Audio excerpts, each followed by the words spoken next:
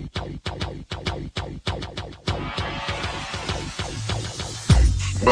to the Odds Breakers, number one place for shared, sharp betting information.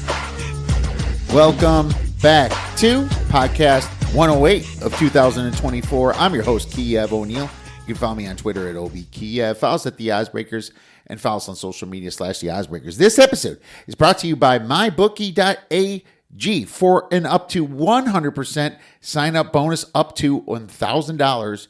Please visit this podcast description, terms, conditions, location apply. If you'd like to support the Odds Breakers and benefit from our premium plays, please visit theoddsbreakers.com, click on become a member, pick any. For winning cappers, get the premium plays before the line moves. You can also support us on patreon.com. But if nothing else, please visit the Odds Breakers and become a free picks and Telegram subscriber. We are rolling, my friends. Little agenda for today. I'm going to keep going through our college football bowls. We are up to December 28th through the 31st. And then next week, I'm hoping to have a quick podcast. I'll be on vacation in Flagstaff, but I'm going to try to get one out Monday for Tuesday morning so you can listen to that about the college football playoffs, the 31st through basically the 2nd.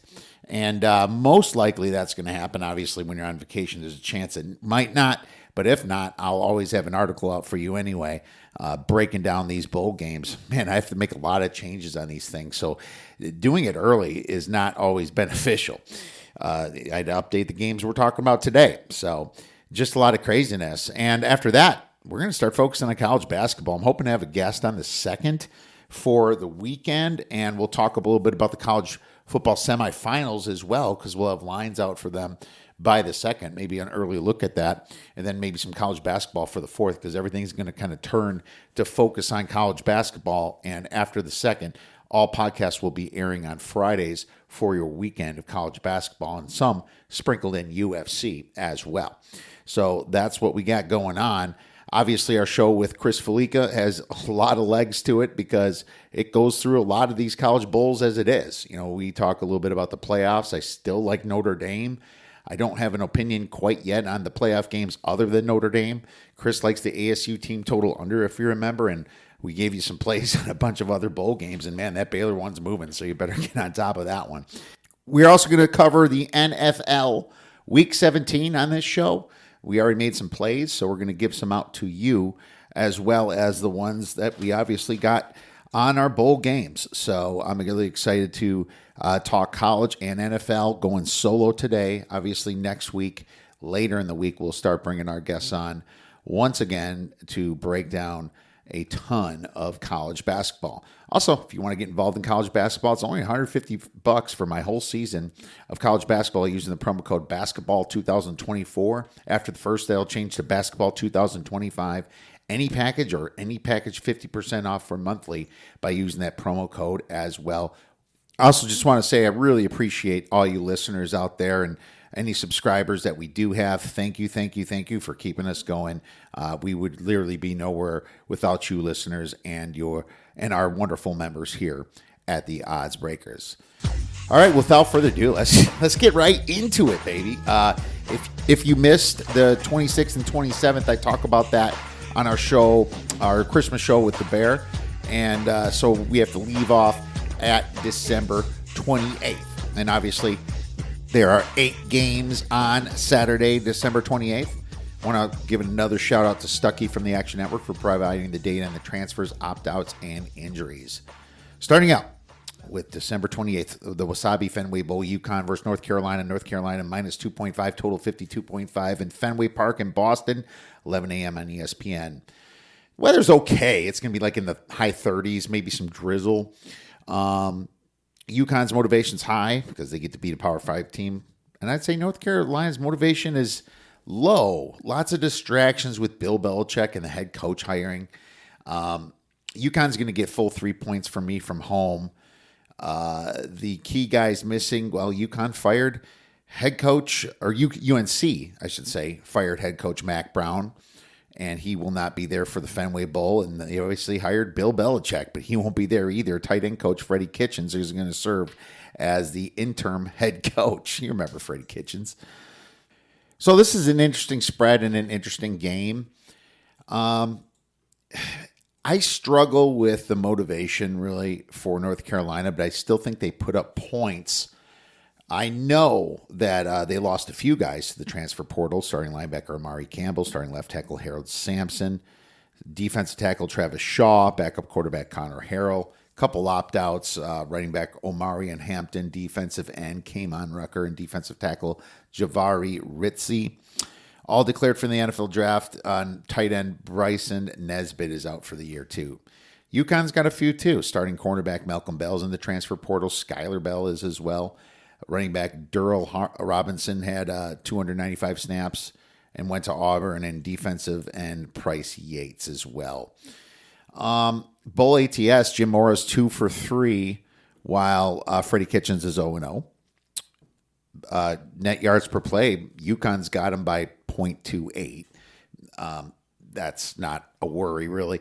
The key stats is the strength schedule difference. UConn ranks 129th, North Carolina ranks 67th. This one, tough. I wonder if some North Carolina guys will try to impress Coach Belichick here, or will the distractions just be too big? In normal circumstances, I would have North Carolina about a 10-point favorite against UConn. This is just a complete motivational situation. The total, though, seems low, especially if North Carolina doesn't feel like playing a lot of defense, as they lost a couple defensive guys to the transfer and opt-out. So I kind of like the over. So I do like the over, actually. That's what we're playing, and that's what we're getting out. Both teams rank in the 30s in tempo. So I expect a good tempo here. And even with the cold weather and maybe even with light drizzle, I still think this is too low. This got hammered down from 55 down to 52.5. Take the over, 52.5. Next, we have the Bad Boy Mowers Pinstripe Bowl, Boston College versus Nebraska. Nebraska -4, total 45.5. And this is obviously in New York City. And, same kind of forecast as Boston, I suppose, 37%, light rain possible. It says there's 37% chance of rain, 38 degrees is what I'm trying to say. So very close percentage of rain in degrees. This is interesting because I think that Nebraska's motivation is going to be very high. When was the last time they went to a bowl game? And Boston College motivation is kind of medium. Boston College gets a point only 200 miles away, but Nebraska, they've been dying to get to a bowl game. So I expect a lot of people coming into this game. The key guys missing. Dana Holgerson took over as Nebraska's OC late in the year and recently signed a long-term deal. Defense coordinator Tony White left for the same job at Florida State. Defensive backs coach John Butler will coach the defense in the bowl game. Boston College, couple small guys transferring, a wide receiver and a cornerback, not really big name ones. Thomas Castellanos lost his job anyway during the year, and he transferred the quarterback for Boston College. Couple opt-outs, right tackle Ozzie Trapilo for Boston College and defensive end Donovan Izuruku. Boston College injuries, cornerback Amari Jackson's out for a year, linebacker Owen McGowan's out for the year. Last played week 11, and linebacker Cam Arnold hasn't played since week 8. So those are the ones. But Nebraska's got some transfers too. Starting linebacker Micah Bayor signed with Mizzou. Starting defensive end Jamari Butler signed with LSU. Starting tight end Nate Bokercher is also transfer portal. Running back Dante Dowdle. Couple other guys. Outside linebacker Prince Will Umalayan. So, they're a bit beat up and transferring. Starting wide receiver Isaiah Nayor is opting out for the NFL. Matt Rule's 1-2 for his ATS. Boston College Bill O'Brien's 0-0. Boston College is a plus .22 net yards per play. The key stats is Boston College doesn't throw the ball much, ranking 124th in pass attempts. Nebraska is a very strong against the run, ranking 19th in opponent rush EPA. So they should be able to stop Boston College's attack. I might play Nebraska here, but I just got to make sure who's all opting out here. Nebraska's got quite a few of them and some linebackers, and that worries me a little bit. They're certainly going to be motivated. I will probably play Nebraska, but I'm just going to put it in as a lean right now at the -4 and make a decision the day of the game. The Estella New Mexico Bowl, Louisiana versus TCU. TCU -11.5, total 58. In University Stadium in Albuquerque, 2:15 p.m. on ESPN. Louisiana's motivation's medium. They get to play a Big 12 school. TCU's motivation's medium low. Poor destination for this team. It's Albuquerque. Home, really no school, no home field advantage. And I'm just wondering how many people are going to travel this bowl game.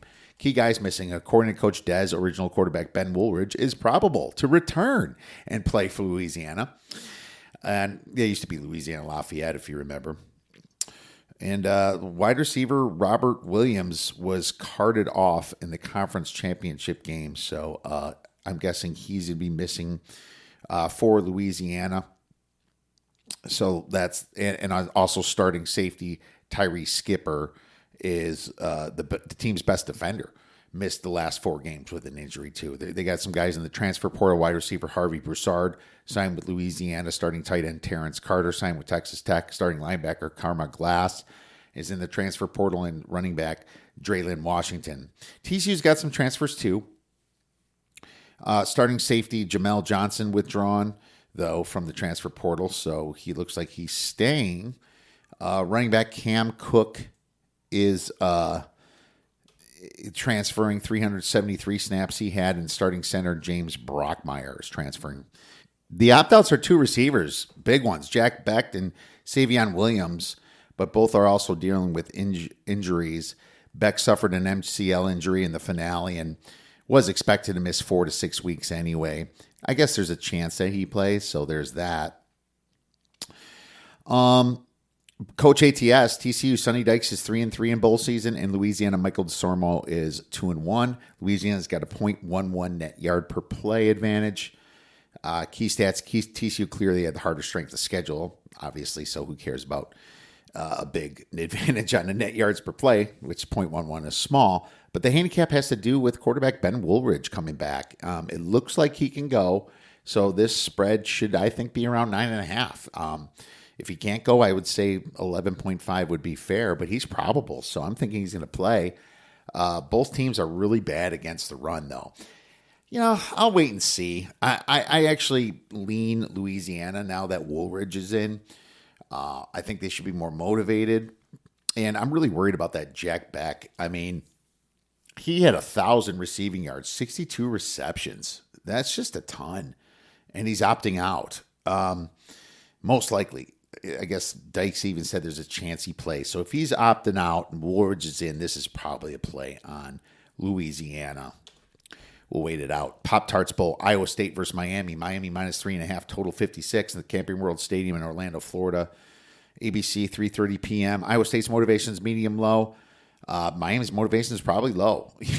My Iowa State had a shot at the playoffs and screwed it up, so they can't be all that happy. I'm going to give Miami 2 points of home field, being only 234 miles away in the same state in Orlando. Key guys missing: Iowa State transfer portal defensive end Kennard Snyder, defense end Trent Jones, but both were just more role players. They didn't play full time, but a starting defensive end in Tyler Anyadim is opting out as well, or transferring at least.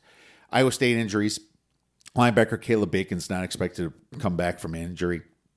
And running back Jalen Jackson is currently suspended, and his status for the bowl is uncertain. Miami transfer portal starting wide receiver Isaiah Horton is heading to Alabama, it looks like. And running back Ajay Allen is in the transfer portal as well. He didn't get many snaps, though, only 51. And then, obviously, there's potential opt-outs with, like, Elijah Arroyo for a tight end, and Jalen Rivers, quarterback Cam Ward. That's the biggest one. Now, quarterback Cam Ward said he'll play, but you never know. What if he's a top 2 pick? Why would you play? I don't understand. So I'm confused about all that. The bowl coach ATS, Iowa State Matt Campbell's only 3-6, but Mario Cristobal's 2-5-1. So both of these are fade coaches. Net yards per play, Miami has a monstrous plus 2.69. I mean, the key stats is Miami won't have a problem moving the ball. The question is if they can stop Iowa State. I think they can, as long as the Clones as the Clones only rank 68th in offensive EPA, 93rd in offensive success rate. This could get ugly, like what ASU did to Iowa State. Miami's the play at -6 or better, but as long as most of them are playing, I think Cam Ward's a must start, so I would wait. I would say Miami first half would be the play. So I'm just going to make sure that he's in. I mean, the first halves are -160, so it's not like the cat's not out of the bag that people are looking at the first half on this, but it makes sense because you want to make sure the star players, get in and get out. So I like the first half a heck of a lot better in this bowl and one more that we're going to get into in a second. So let's go. Then the next bowl we have Snoop Dogg Arizona Bowl, Miami, Ohio versus Colorado State. Colorado State +3, total 40.5. This bowl's absolute junk to me. I hope to not watch it. Miami, Ohio's motivation's medium-low. Colorado State's motivation is probably medium-low. They're going to Tucson. There's some guys in the transfer portal. Both are kind of equal with guys in the transfer portal, but Miami's got more offense in it. Colorado State's got more defense in the transfer portal. Colorado State, Jay Norvell is 3-0 against the spread in bowl games. Miami, Ohio, Chuck Martin is 5-0. So unfortunately, both of these are great coaches to bet on. It's better when you have one good coach ATS and one bad coach ATS to make a decision on how you want to back the motivation in these games. But man, key stats, just neither offense is good. Colorado State ranks 86 in EPA. Miami ranks 96. Miami's got the better defense. Both teams lost some key guys. Colorado State's definitely the more fraudulent team here. Miami has some offenses in transfer portal. So even though that their offense is worse, their defense is a lot better. Is it that bad that they lost two starting receivers and a left tackle of the transfer portal? Or is it worse that Colorado State's defense is already bad, lost a couple defensive ends and a linebacker to the transfer portal? It's just a tough handicap. I will say Colorado State is without their best stud receiver, Torrey Horton. That's a big problem. So I'm a lean Miami, Ohio. It makes sense, but the spread, you're not getting a lot of value there. I think that with a low total like 40.5, laying points is always tough. I think it's 3 for a reason. It looks like some money's kind of coming back a little bit on Colorado State too. So just an ugly game to get involved with. In saying that, I'm just going to give you a lean to the under still, 40.5 points, because of just how decimated these teams are in each positional group. Let's move on to the next bowl game, the Go Bowling Military Bowl, East Carolina versus NC State. NC State -6, total 58.5. And Annapolis, Maryland, Navy Marine Corps Memorial Stadium, 5:45 on ESPN. This could be a little bit rainy here, and just a little bit more rainy than the other bowls. I think East Carolina's motivation is going to be medium high, playing a bigger school. NC State's motivation is probably medium low. Not a great destination, not a great opponent. Key guys missing. NC State lost longtime defensive coordinator Tony Gibson to Marshall. East Carolina's interim, Blake Harrell, took over midseason and now is the full-time head coach. East Carolina transfer portal. They lost a wide receiver, Chase Sowell, starting cornerback Isaiah Brown-Murray, linebacker Zake Barker, defensive line CJ Mims.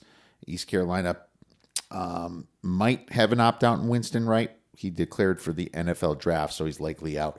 NC State transfer portal, just starting wide receiver Casey Concepcion and wide receiver Jalen Coit.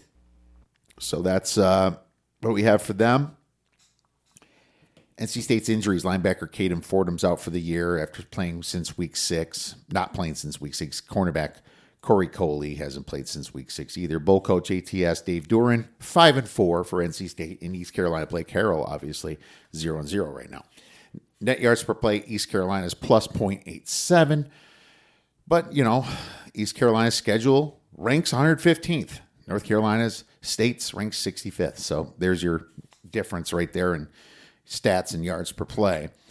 So the turnovers make this a really highly variant game, and that's what's key here. The Pirates are -7 and the Wolfpack's -4. I mean, what's going to happen with this variance? That makes me really want to stay away from this game, but I will say NC State has more to lose here. The Pirates got their coach hired, Graham Harrell. Maybe that's enough for them, right? I might play NC State, but I'm going to wait till it gets closer. I'm going to give you a lean to NC State, minus the 6 points. Next game, BYU versus Colorado. Colorado -4, total 55 in the Alamo Dome, San Antonio, being that Valero Alamo Bowl at 7:30 p.m. on ABC. BYU's motivation, I'm going to say medium. They blew their playoff chances, but Colorado's motivation is definitely medium-high. Deion's got these kids excited. Key guys missing. Colorado's got a transfer portal and linebacker Nikai Hill-Green signed with Alabama, and defensive end Deion Hayes signed with A&M, but he's been out for an injury anyway, but I guess he might play. No opt-outs for Colorado, which is awesome. Few injuries. Cornerback Preston Hodge missed the final 3 games. Starting defensive line Amari McNeil missed the finale. So we don't know who's going to exactly come back. Jimmy Horton did miss the last few games, and starting right tackle Philip Houston and running back Isaiah Augustave missed the finale, but they could play. BYU's got some transfers. Starting safety Crew Wakely, linebacker Asaya Moa, safety Micah Harper, and wide receiver Cody Epps, 135 snaps. BYU injuries. Starting linebacker Harrison Taggart missed the finale, but he's on the bowl depth chart. And there's going to be some movement around BYU for their tackles and offensive line. So that could be a little bit of a disaster for them. It's just wide receiver Darius Lassiter, though, I forgot to mention for BYU, has to sit out the first half after getting an unsportsmanlike conduct call in the regular season finale against Houston. So the Coach Bowl ATS, obviously Deion Sanders 0-0, being that this is his first bowl game. Kalani Sitake is 3-3 for BYU. BYU's got to put 2.4 net yards per play. But my key stats is Colorado just has a better defense, ranking 26th in success rate to BYU at 40th. And both teams have huge positives on the turnover margin. Colorado's +9, or actually +11, and BYU is +9. I feel like Colorado's improved as the year went on. BYU has regressed. I expect both teams to be motivated, but the public will surely be on Colorado, so that worries me. The other thing that worries me is how long will Shedeur, Horn, and Hunter play. I think an over or either team total might be the safest route to go, or obviously the first half, which is very similar to the Miami handicap. I would say Colorado team total over 30, or the first half minus 2.5. That's what it's at right now. And the money line's the same thing at minus 166 if you're feeling cute. But there's a chance that Shedeur, Horn, and those guys get benched in the third quarter, so they're healthy for the draft. You never know. So that's the smart way to play it anyway. So maybe they get a good enough lead, and that'll happen, and you can hit the halftime spread. I'm going to make this one official, though, for the first half. We're going to do Colorado first half at minus 2.5 for 2 stars. Hey, nice clothes, gentlemen. I didn't know the Salvation Army was having a sale. Next game, the Radiance Technology Independence Bowl, Louisiana Tech versus Army. Army minus 17, total 44, Independence Stadium in Shreveport, Louisiana, 9:15 on ESPN. Louisiana Tech's motivation is medium high. They get to play in a bowl game. They thought they weren't, Marshall had to opt out of their game due to the transfers, and Army's motivation is always high. Jeff Monken, 4-1 ATS in bowl games. This is a home game for LA Tech, so I'm going to give them 2 points, being right there in Shreveport. Key guys missing. There's a few guys in Louisiana Tech transfer portal, like defense tackle David Blay, signed with Miami, cornerback Cedric Woods, defensive end John Burnett, backup quarterback Jack Turner.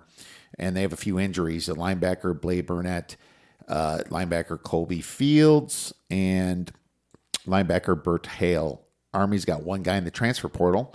Starting running back, Kanye Udo, is signing with ASU, going with Kenny Dillingham. And a couple injuries. Edge Kyle Lewis is out for a year. Backup nose tackle, Jacob Tui. I think it's Tuiati. I don't know. Suffered an injury in the Navy game, though, so that sucked. Army could have a potential pro prospects, but nothing heard just yet on all that. I think, being that they're an Army, everybody's gonna play no matter what. That's just how Army is.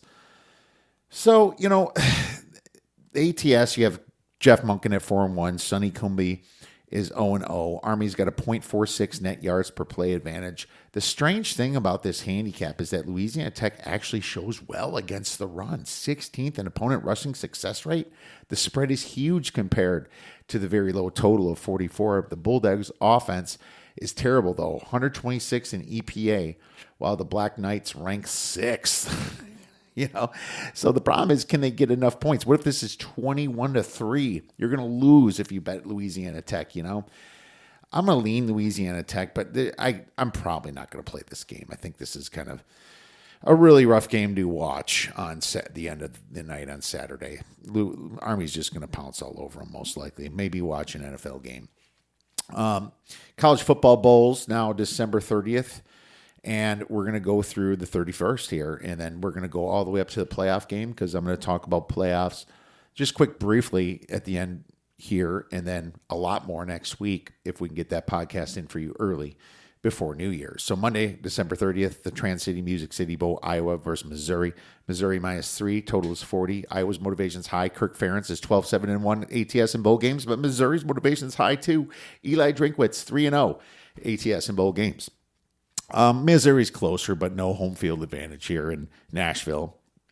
Transfer portal for Missouri, wide receiver Mekhi Miller, 337 snaps. Missouri opt-outs, wide receiver Luther Burton, right tackle Armand Membo, linebacker Chuck Hicks. Missouri potential opt-outs could be Theo Weiss, but he should play, they're saying. They got a few injuries in Missouri. Center Connor Tolson's out for the year after missing the past 3 games. Wide receiver Mookie Cooper also out, and tight end Brett Norfleet is having surgery. He's going to miss the bowl game. Iowa transfer portal. Cade McNamara. Oh, well, he's back up anyway. Quarterback Marco Lentz as well. Iowa opt-out starting cornerback Jermari Harris is one. And I'm just looking at some updates here. Starting running back Caleb Johnson. He's a big part of that offense, but I don't expect any other opt-outs, and neither does Kirk Ferentz. Iowa's got a few injuries. Starting right tackle Jennings Dunker missed the final 2 games. Defensive end Brian Allen missed the finale. And I guess Brendan Sullivan, the quarterback, is healthy and is going to start the bowl, so that's good. And Reese Vanderzee, the wide receiver, also could return from injury too. So not too bad, really, on the opt-outs for both of these teams.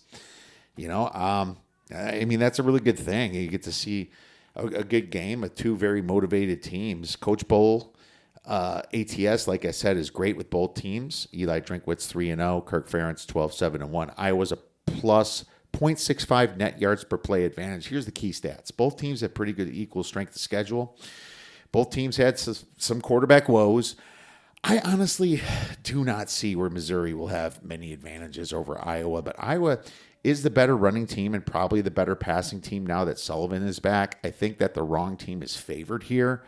So my verdict, I'm taking Iowa.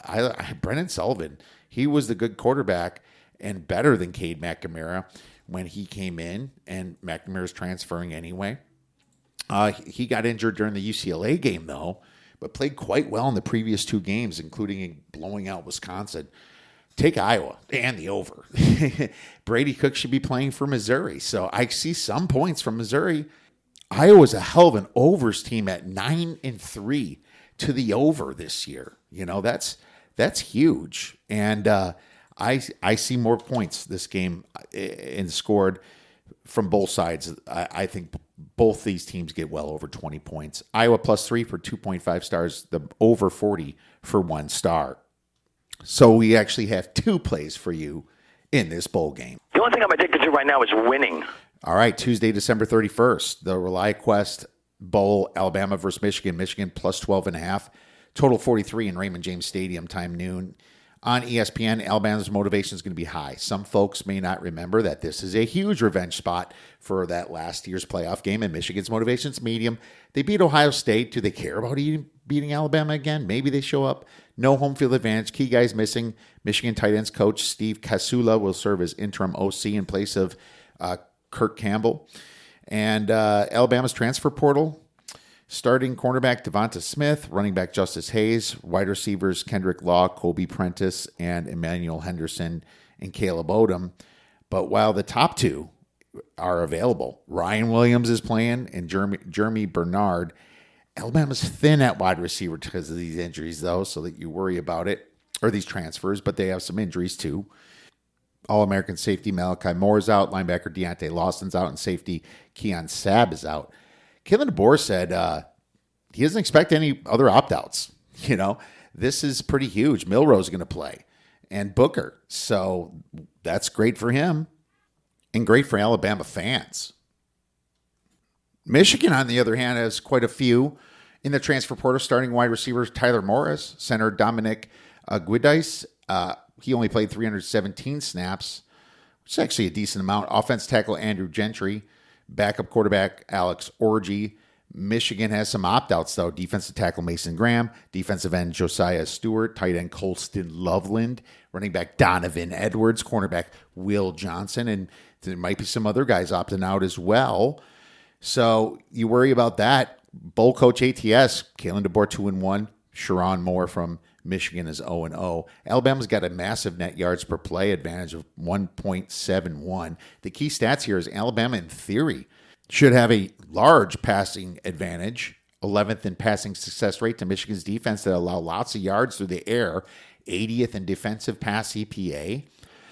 I would say that Michigan has gotten a lot better since week 6 or 7, though. They just massively improved. You saw that against Indiana. You saw the Ohio State victory. But I just see more transfers going out of Michigan, and I am actually surprised not to see more out of Alabama. This is a massive revenge spot for Alabama. Jalen Milroe is probably just dying to get back in there. Michigan had their time, and they beat Ohio State. This probably is a vacation for them. At least that's kind of how my mindset would be if I was on either of these teams. Alabama pissed they didn't make the playoffs. Probably going to make a statement here. You got to play Alabama minus the 12.5. And I flipped on this. I was first on Michigan when Bulls first came out here, and I actually had to buy back and try to middle this thing. But the line got away from me a little bit. But I am now on the side of Alabama as long as it's under 13.5 points. We'll take Alabama minus 12.5. A few more left here. We have the Tony the Tiger Sun Bowl, Louisville versus Washington. Washington plus 2.5, total 49.5 in the Sun Bowl Stadium, El Paso, Texas on the 31st. Louisville's motivation medium, and Washington's motivation is probably medium too. Not the greatest location here, but key guys missing. Washington's coach Jed Fish said he doesn't expect anybody to sit out, so I found that interesting. Louisville's head coach Jeff Brom said he wasn't sure, but both of them have the transfers, so I expect them to transfer and not play. Safety linebacker Benjamin Perry, 307 snaps, and defensive tackle Jared Dawson for Louisville, also a lot of snaps at 294. Louisville does have some other opt-outs though, so Tyler Shook opted out early. Wide receiver Ja'Cory Brooks. Wide receiver Amari Huggins. Bruce V the fifth, I'm sure that means. And then defensive end Ashton Gillotti and cornerback Quincy Riley. Senior Harrison Bailey is listed as the starting quarterback for Louisville. Wide receiver Colin Lacey is listed on the bowl depth chart after sitting out the remainder of the regular season after 4 games to preserve his redshirt status, so he might play. So Washington's transfer portal, you have starting left tackle Khalid Tafi committed to Minnesota. Linebacker Kamori House, 317 snaps committed to Minnesota, and running back Cam Davis committed to Minnesota. It's like Minnesota just ransacked this team. A couple other guys starting left guards in the transfer portal, and guard Memolar. I don't know if I said his name right. And then a couple other small guys. Even their punter, Jack McAllister's in the transfer portal, so that's weird. Are they going to have a punter? Washington potential opt-outs is also defensive end Zach Durfree, defensive line Jalon Parker, and defensive lineman Russell Davis all were injured. So that's worrisome. The quarterback for Washington, Will Rogers, was benched for the finale, and Jed Fish said Damon Williams will start the bowl game. So that's interesting. Defensive coordinator Steve Belichick's going to hang out around before leaving to North Carolina. So he's going to coach the bowl. Coach Bowl ATS Louisville, Jeff Brown 4-3, Jed Fish 1-1. Louisville's got a big net yards per play advantage at plus 1.63. The key stats is that, both of these teams are without their starting quarterbacks for the regular season. 2 of the 3 top receivers from Louisville are opting out. Not that Washington wasn't ransacked, like I said earlier, in the portal by the Gophers. In theory, Louisville should be able to run the ball, ranking 38th in rush EPA to Washington, ranking 80th in opponent rush yards per rush. My verdict is this is just hard to handicap with all these guys leaving, and Damon Williams being the wild card here for Washington and the quarterback. I think Louisville wins, but I'm going to wait to bet this. I'm going to lean. I'm going to probably lean Louisville on the money line. I think this probably goes up, but geez, man, without Tyler Shook and without their 2 receivers there, it's just going to stay a lean for me as of right now. You can probably, you can also anticipate maybe a middle situation too, but I'm just not so sure. Cheez-It Citrus Bowl, South Carolina versus Illinois. Illinois +9, total is 48 at Camping World Stadium in Orlando, Florida at 3 p.m. on ABC. South Carolina's motivation is going to be medium, business and pleasure, and Illinois' motivation, medium. Knowing Brett Bielema, it's more pleasure than business, as I said in an earlier show. Home field, I'm going to give a small 1-point home field advantage for South Carolina. They're only 425 miles away, so very drivable. Key guys missing: Illinois transfer portal tight end Henry Bauer. And really, backup quarterback Donovan Leary. Not many opt-outs either, just wide receiver Pat Bryant for Illinois. But Bielema doesn't expect a lot of opt-outs. There's a couple guys that missed the finale, but they could be playing. So South Carolina in the transfer portal's backup quarterback Roddy Ashford. But he's staying with the team for the bowl. And the only opt-out is Kyle Kennard for South Carolina. But Shane Beamer is now saying that he does not believe Kennard will play. So that's accurate. Okay. South Carolina potential opt-outs are a few, but a lot of guys said they'll play, So, I think safety Nick Imamawari says he's going to play. Running back Raheem Sanders declared for the NFL draft, so he could opt out, I guess. But, we're seeing a lot of guys that right now are going to play for both teams, and that's kind of shocking, and it's nice to see. Bowl coach ATS, Shane Beamer's 1-1. Illinois' Brett Bielema's 5-5. Net yards per play, South Carolina is a plus 0.82 net yards per play over Illinois. The key stats is the biggest mismatch in this game. South Carolina's defensive line ranking 7th in defensive havoc against Illinois' offensive line ranking 116th in havoc. There should be a massive trenches mismatch hurting Illinois. Illinois' got a poor defensive front seven. Their offense will have to be powerful in this game. Gamecocks quarterback Lenora Sellers is a dual threat. The verdict here is really nice to see both of these teams, like I said, are going to be playing a lot of the kids that played during the year. But South Carolina is going to be everybody's team for next year, thinking they're all cute, like, oh, I'm going to take South Carolina to win the SEC. Well, so is everybody, buddy. Don't think you're ahead of the curve on this one. They're going to be the trendy dog to win the SEC, but the line's probably correct at 9.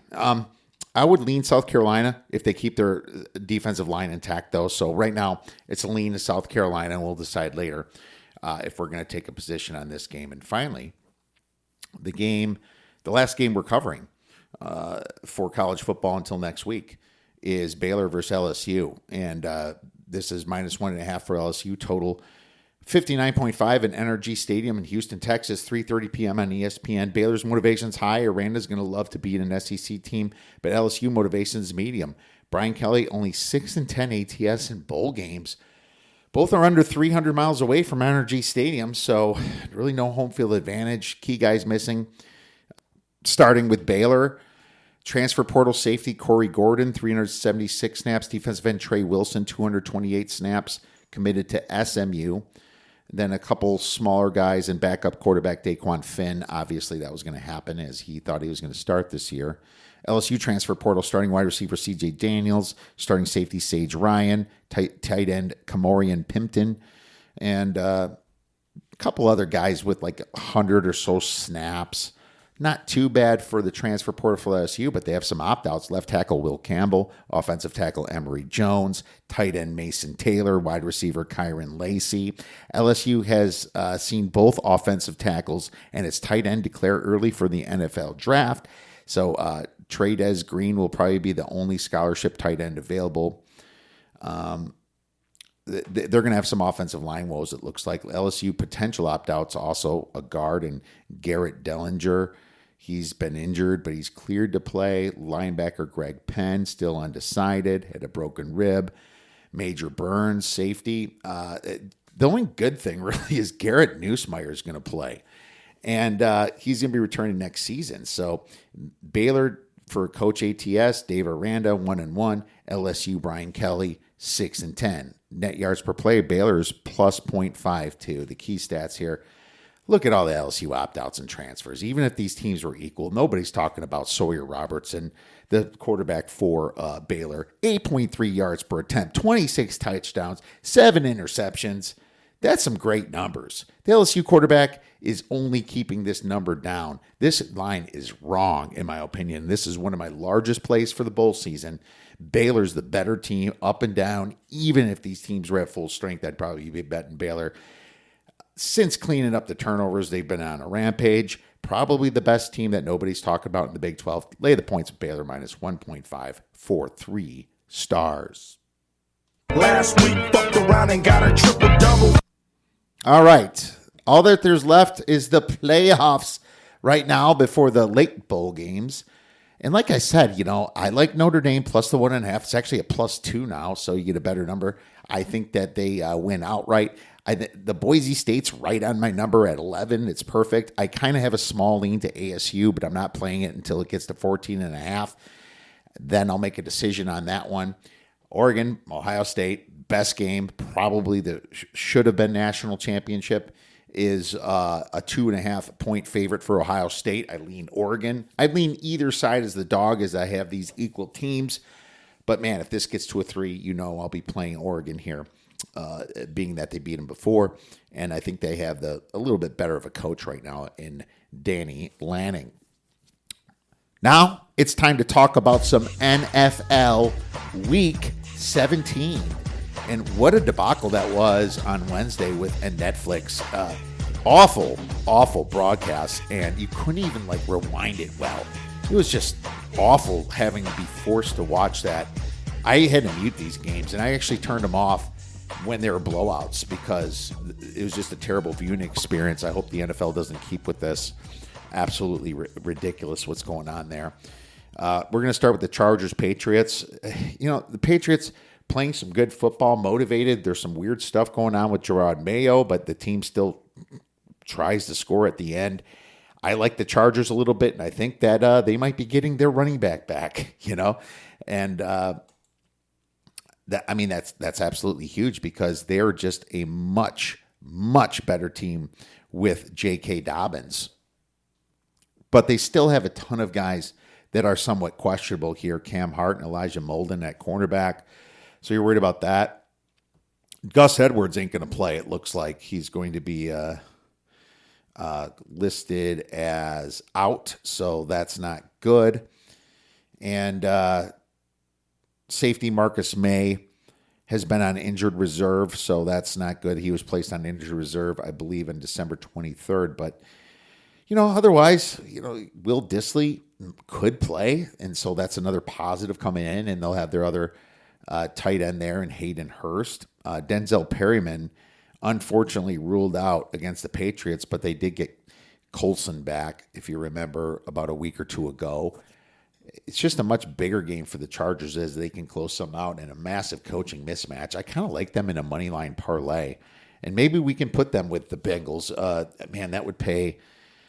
Let's see here, minus 225, minus 175. Just go without shopping and going right to DraftKings. This would be a plus 135 for a money line parlay. So that's kind of cool. You can get a pretty good plus money. No, it's actually plus 126. I don't know why I said 135. I think it flashed for some reason. But it's plus 126, which is still great. Plus money if you believe that the Bengals are going to take care of business and the Chargers. Maybe if you're not so sure about them, you put the Chargers with a team like the Rams, and you get minus 110. Chargers and Rams. Conflicted a little bit on that game. We'll get to that game. But the Broncos and the Bengals is kind of a weird situation game that Bengals defense is terrible, but man, they sure look pretty good against DTR last week. I guess everybody looks good against DTR.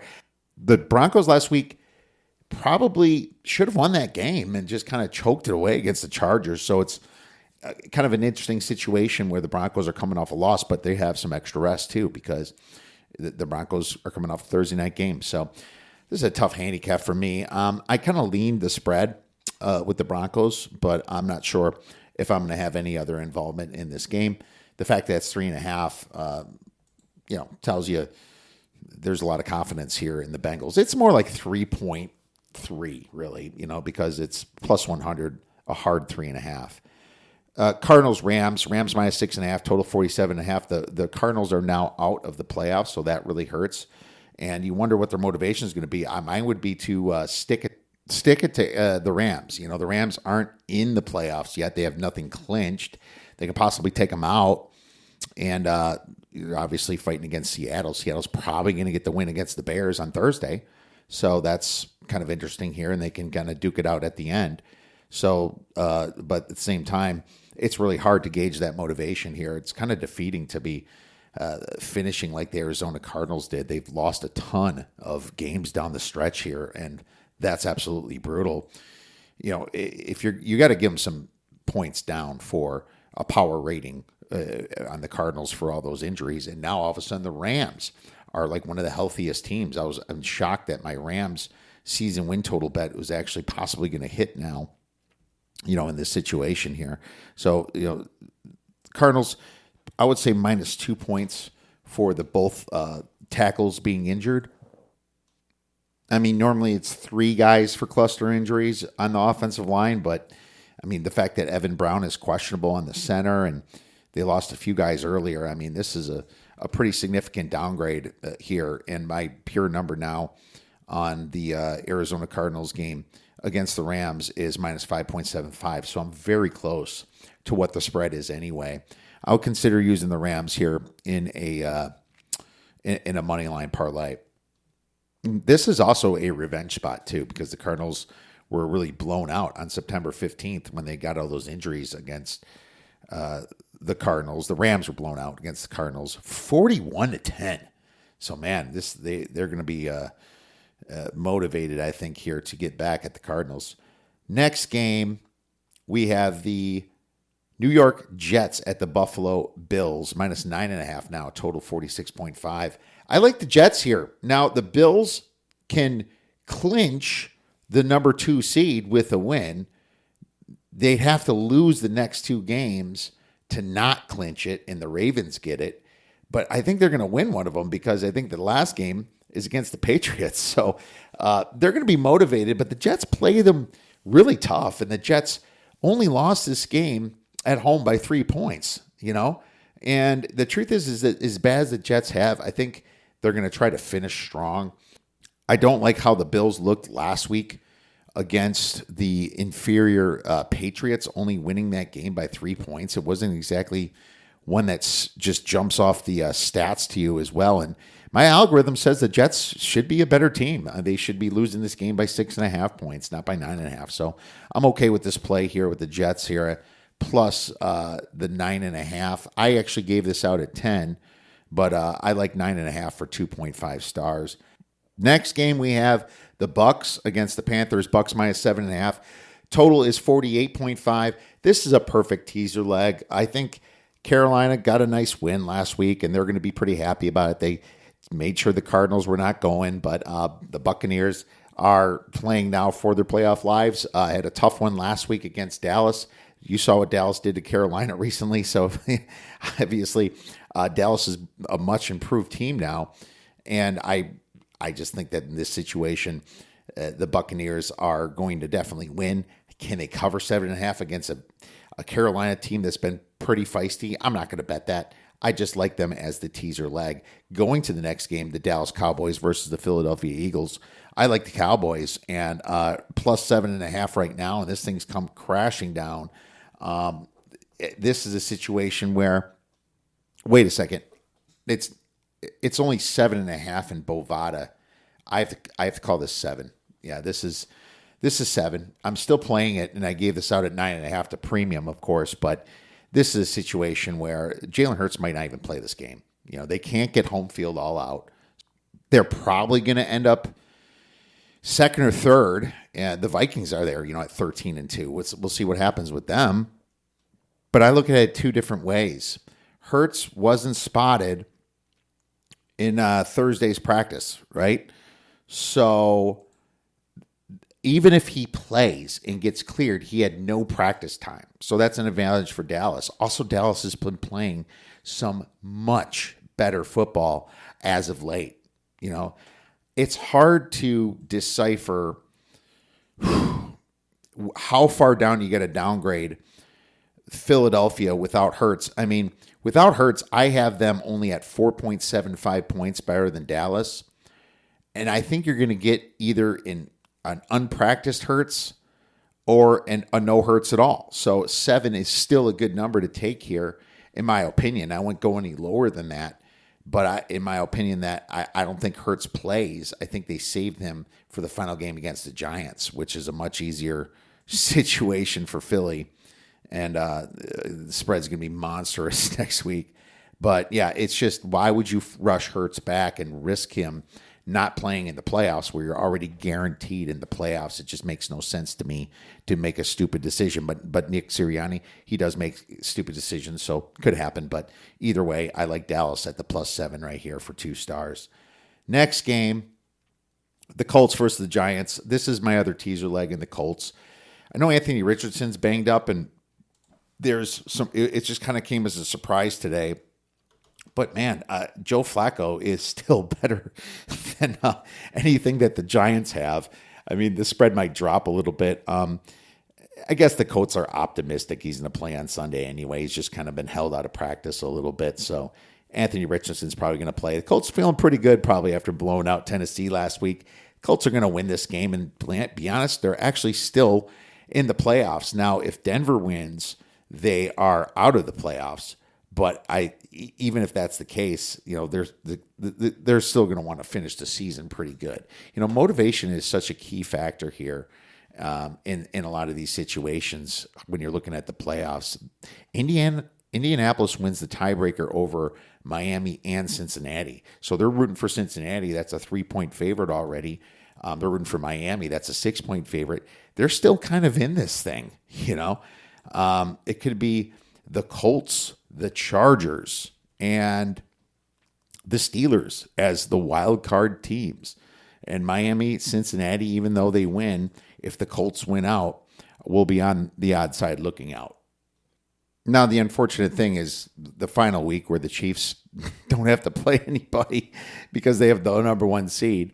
That's when Denver's going to win that final game and maybe a boost ahead of Indianapolis, but they're not thinking that right now. They're just trying to get into 9-8, where the Denver Broncos will probably finish at 10-7.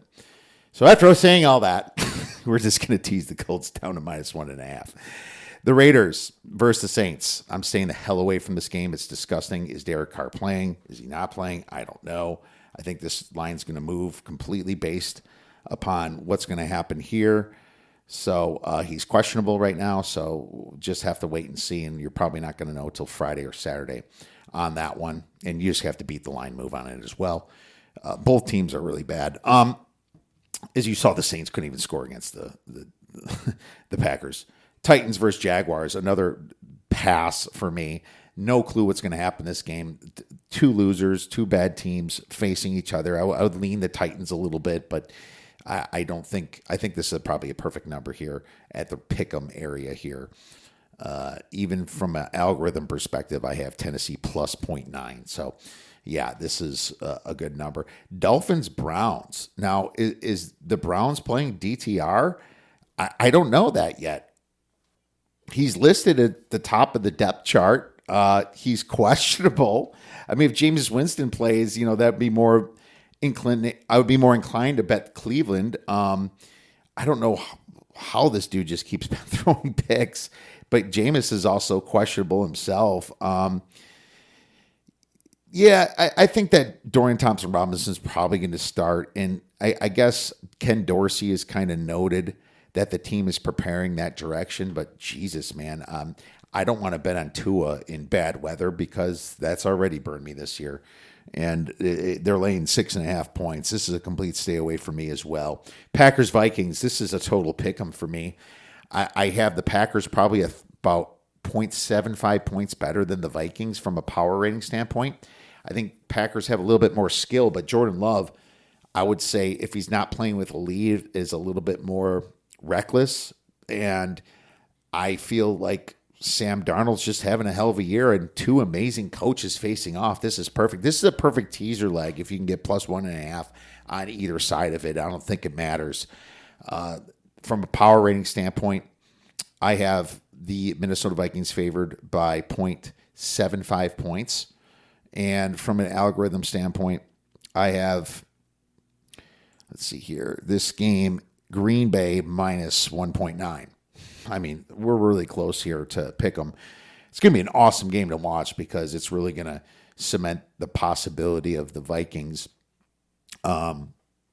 making the number one seed. It's amazing at 13-2 that they can make the overall number one seed. It's mind-blowing. So Detroit does win the tiebreak over Minnesota on head-to-head right now at 1-0, and it could be 1-1 at the end, and it might not matter. So we'll see how that comes into fruition because the Falcons are playing the Commanders, and this is the third one I'm giving out here. We're taking Atlanta plus 4, and I'll tell you why.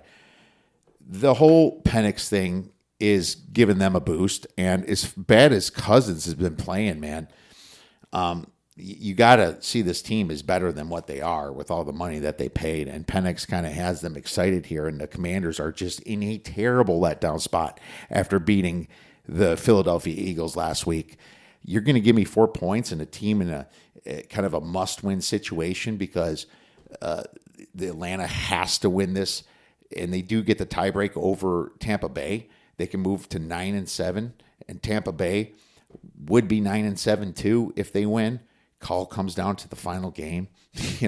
Atlanta is going to be playing their asses off here. And the Commanders already in the playoffs, most likely. Well, actually, mathematically, they're not. There's a lot of ways they can get in. They have 10 wins. Just certain people losing is going to get them in. But this is just a much better spot for Atlanta. So we're going to play Atlanta at the plus 4 for 2.5 stars. Show me the money! All right. The Detroit Lions versus the San Francisco 49ers on Monday night. This is kind of like a Niners plus 3.5-ish. Total is 50.5, and the Niners just still banged up. They have nothing to play for but to just try to upset the Lions. And why do you care? They lost Dre Greenlaw again now. He is out for the season. They have no running backs. Deebo Samuel's been running the ball for them. Trent Williams has been out. Now their guard, Jalen Moore, is placed on IR. They have no offensive line really to speak of. They still have a good defensive line, and maybe that gets to Goff, but there's going to be a lot of variance in this game because of injuries. I'm going to give you a small lean to San Francisco just because Detroit has a ton of injuries as well, but this is also kind of a revenge spot for Detroit for that playoff loss. So staying away from this one as of now. We'll probably have a TikTok prop for you by Monday night. That brings us to our refuse to lose teaser, and I already said it here. We are taking the Indianapolis Colts down to -1.5. And we're going to take that with the Tampa Bay Bucks to -2. I took -2 in a book that I had a good price on teasers at -110, so I'll count it at -2. But refuse to lose teasers are at 12-4 this year, just absolutely destroying it. So real happy about that. Our refuse to lose teaser is always 2.5 stars. So no beer bet bangers. We also just gave one out this week with Chris Felica that I liked. Notre Dame plus 700 to win it also. We already gave that one out. And hopefully it hits. Now it is time for The Sharp Side of the Force. Sharp Side of the Force is brought to you by The Season. For the largest sports contests in all the land, please visit www.theszn.com/OB for a discount. All right. Sharp money on college football December 28th to January 1st. Sharp money on TCU -8.5 to -12. First Louisiana, 62% of the tickets and 82% of the money. Sharp money on Colorado -2.5 to -3.5 versus BYU. 74% of the tickets and 87% of the money. Sharp money on Missouri -2 to -3 versus Iowa. 78% of the tickets and 94% of the money. Sharp money on Ohio State at Pick'em to -2.5 versus Oregon. That happened right away. 78% of the tickets and 89% of the money. And sharp money on Baylor +3 to -1.5 versus LSU. 12% of the tickets and 45% of the money. Sharp totals. Iowa State versus Miami over 52.5 to 56.5. 53% of the tickets, 97% of the money. Sharp money on Ohio State versus Oregon over 53.5 to 55. 52% of the tickets and 59% of the money. And sharp money on BYU versus Colorado over 53 to 54.5. 40% of the tickets and 66% of the money. NFL Week 17 sharp money movement. As of Thursday, sharp money on Rams -5.5 to -6.5, hosting the Cardinals 63% of the tickets and 66% of the money. Sharp money on the Cowboys +10 to +7 at the Eagles, 53% of the tickets and 72% of the money. Those partially are by as well. Lions -2.5 to -3.5 at the 49ers, 87% of the tickets and 95% of the money. Sharp money, or sharp totals, I should say. Broncos versus Bengals over 45.5 to 49.5, 63% of the tickets and 71% of the money. Raiders versus Saints under 43 to 38, 15% of the tickets and 40% of the money. Titans versus Jags under 43 to 39.5, 16% of the tickets and 59% of the money. I guess the Lions-Niners move from 49.5 to 50.5 is somewhat sharp as well. All right, my friends, to recap our plays. Get your pencils ready. There's quite a few of them. UNC versus UConn over 52.5. Colorado first half -2.5. Iowa +3 and Iowa, Missouri over 40. Bama -12.5 and Baylor -1.5. We're also going to go Jets +9.5. We're going Cowboys +7 because that's the number it's at. Atlanta +4. Those are our 3 NFL plays we are giving out. All dogs this week. And all favorites last week. Indy, and then we're going to do the teaser, obviously. Indianapolis to -1.5 and Tampa Bay down to -2. My friends, thank you so much for listening to this podcast. Can't wait for our next selection of plays for the big championship games coming out next week, Monday. You'll be getting it on Tuesday morning, most likely. If not, maybe Monday night. Have a great weekend. Enjoy all the games and go get some winners.